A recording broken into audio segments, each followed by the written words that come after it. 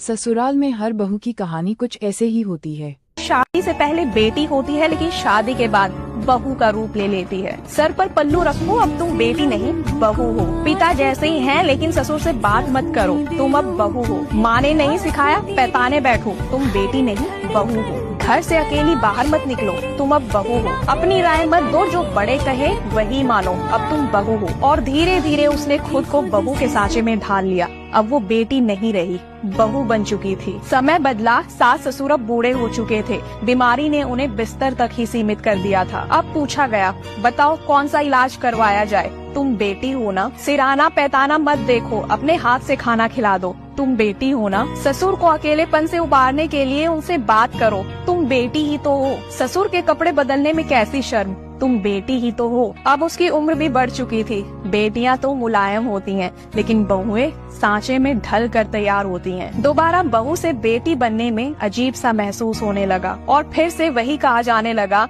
चाहे जितना मर्जी कर लो, लेकिन बहुएं कभी बेटियां नहीं बन सकती। समाज की इस सोच पर क्या ही कहना, जहां अपने स्वार्थ के लिए बहू से बेटी जैसी सेवा ली जाती है, लेकिन बहू को कभी भी